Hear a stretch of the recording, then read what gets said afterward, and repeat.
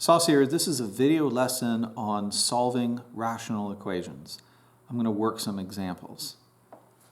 I have a rational equation. A rational function is a function that is a fraction composed with a function in the numerator and denominator. So I have two rational expressions equal to each other. I want to get x by itself. I see that x is in three places. The first thing I'm going to focus on is getting rid of the denominators. When I do, often eliminating denominators makes the equation easier to work with moving forward. To do that, I am first going to copy the problem so when I work with it, I can see the original equation unchanged at the top. What I'm going to change in this step is multiplying each side by each denominator. So I can clear the x minus 1 if I multiply by x minus 1. What I do to one side, I must do to the other to preserve equality. At the same time, I'm going to multiply both sides by x to eliminate this denominator as well. If I multiply by x on both sides, then I can show how this helps in the next step. This x minus 1 common factor cancels out. What remains on the left side is an x in the numerator and then this additional x that I'm multiplying, or x squared. On the right, the x in the denominator will cancel out with this factor, leaving a 4 times x minus 1. I'm going to distribute the 4 to the x and 4 to the negative 1. What I have is a quadratic equation. There are many strategies to solve, and one is to get all of the terms on one side, set equal to 0. I could use the quadratic formula, but if I can make an educated guess as to the factored form, then that's often a quicker way to find the solutions using the zero product property. If I choose x minus 2 in both factors, then I can check that it reproduces what I started with. We have an x squared, a negative 2x, a negative 2x to make the total a negative 4x, and a negative 2 times itself makes the positive 4. In the factored form, the solutions to this equation are going to be those values of x that make each of these factors 0. In this case, x is equal to 2, and because these factors are the same, x is equal to 2 in the second factor as well. So we have the two solutions, and they're the same value 2.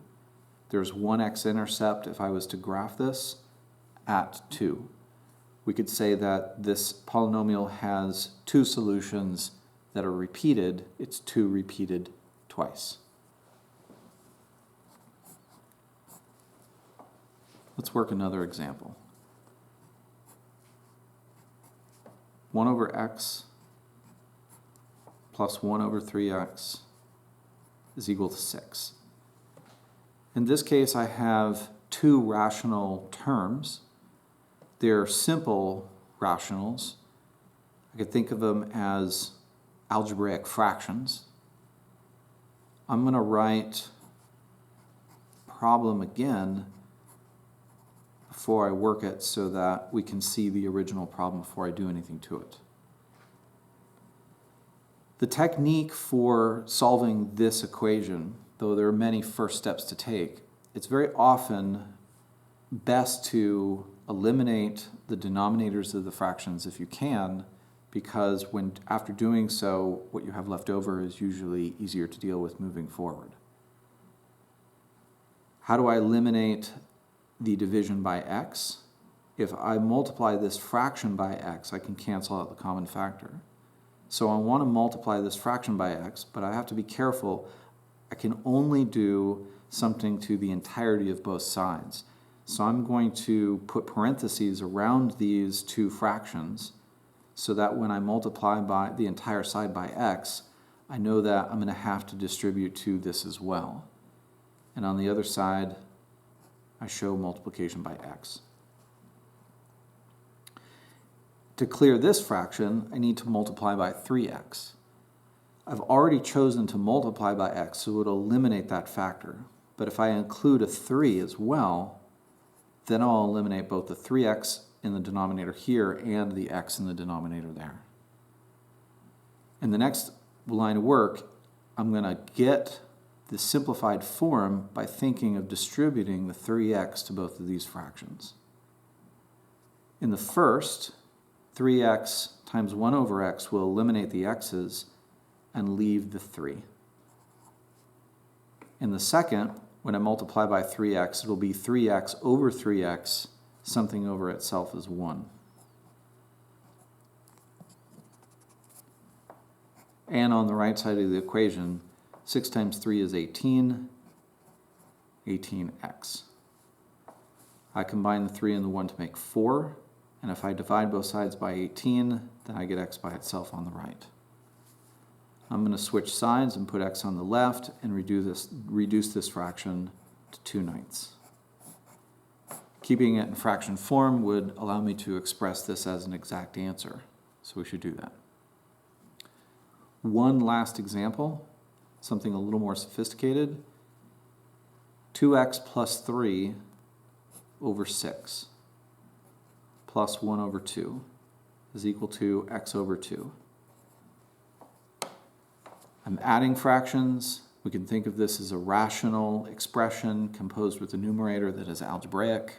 Many ways to think about it, but proceeding with the solution process, I want to focus on the strategy of clearing the denominators. I can clear the denominator of 6 by multiplying by 6. And I have to make sure that if I'm going to do something to the sides, I have to do it to the entirety of the sides, so I'm putting in the parentheses, so when I multiply by 6, I'll remember to distribute to the second fraction as well. And I have to multiply the other side by 6. Let's see what happens when I distribute the 6. It'll eliminate the denominator, leaving 2x plus 3 in the first fraction. And the 6 will eliminate the 2 in the denominator because 6 is the product of 2 and 3. So I can multiply to get 6 halves and then reduce that fraction to 3. On the other side, 6x over 2 can be reduced to 3x.